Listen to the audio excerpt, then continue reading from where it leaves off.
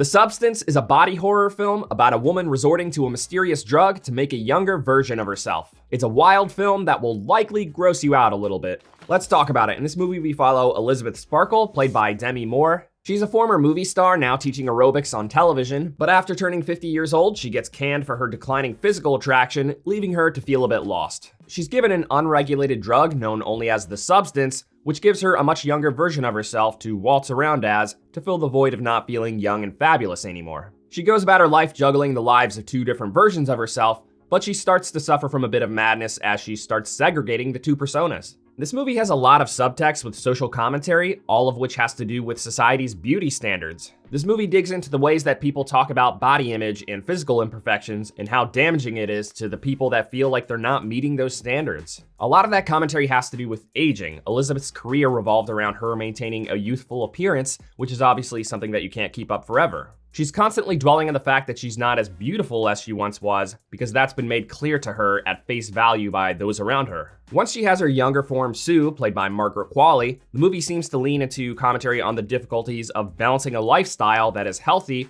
but also contributes to an attractive body image. When she's Elizabeth, she develops an inferiority complex, leading her down the path of self-indulgence as a coping mechanism. This starts to impact Sue in a negative psychological manner, seemingly as an interesting play on how we tend to hate ourselves for when we overindulge. Because a lot of us want to keep up the best image that we can, but we'll sometimes eat like a trash can.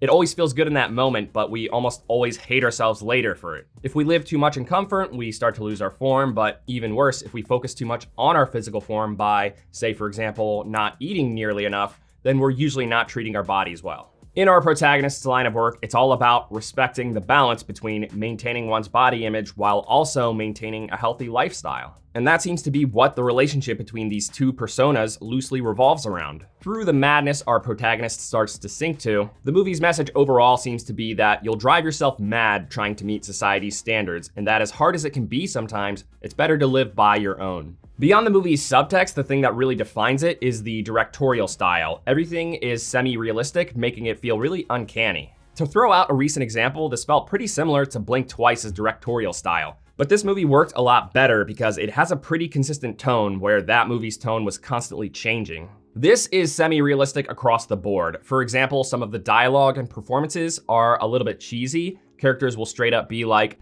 "You're still the most beautiful girl I've ever seen." This might also be a good time to put a photosensitivity warning on the movie. It does have a couple of scenes that will likely trigger a reaction. It's also a very well edited movie. There are sometimes a lot of fast cuts to close-ups with sound peaks, really intensifying what's happening. Pair this with characters sometimes feeling unrealistic, some pretty animated production design, and creative choices with its cinematography, and the movie has a really cool and bizarre vibe. Some of the imagery is utterly gross. Again, this is a body horror film, so if you decide to see this, brace yourself for some grotesque disfigurements. This movie sort of warms you up for that gross subject matter with a much less gross scene of Dennis Quaid's character eating with the camera really close up in his personal space. Along with some other scenes, this one seems to be metaphorical to how gross these characters are, not necessarily because of how they eat, but because of how they see women as little more than objects. Dennis Quaid was really good in this role. It's very much just a supporting character, but he was wonderfully disgusting. Our two leads were also great for the most part. When looking at other characters Margaret Qualley has played and then seeing her here, it shows us that she has a pretty impressive range. Demi Moore in this role is definitely interesting because I can't help but think that this is a very relatable character for her to play. Elizabeth is what most would call a total has-been, going from movie stardom to having a television show to having nothing. I wouldn't say that Demi Moore was nearly as irrelevant as the character she's playing, but her career definitely peaked in the 90s, and since then she just really hasn't been much of a star. But perhaps with this movie getting a lot of buzz at Cannes earlier this year, that could change. She could definitely make a comeback. If you weren't aware, this movie actually won Best Screenplay at Cannes Film Festival. Coming out of this movie and reflecting on that, I was a little bit surprised, mainly just because this movie doesn't really have a lot of dialogue. There's certainly more to a screenplay than just dialogue, but I guess I was just a little bit surprised by how little of it the movie had at times. After the last review I posted, which was for a very dialogue-driven film, it left me thinking about movies that aren't so dialogue-driven, and this movie definitely falls into that category. In so many scenes of this movie, the dialogue could even change, and it wouldn't necessarily matter because most of it is driven by imagery and subtext. This movie does have some flaws. The thing that stuck out to me the most was that the separation of the two personas was a little bit confusing.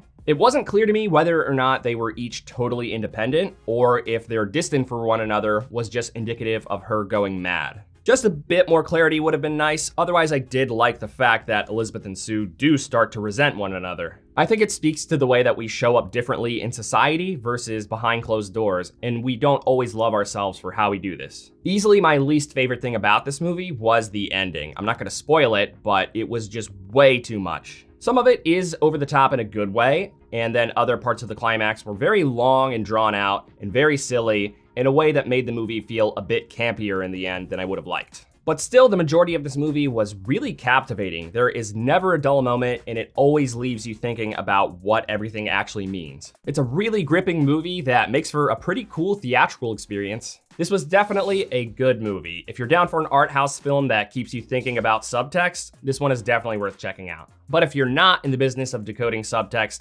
or if you're just not a fan of body horror, this is probably not the movie for you. Thank you for watching this review. If it brought you any value at all, please give it a like. It really does help the channel grow. I'll see you next week with my review of Megalopolis.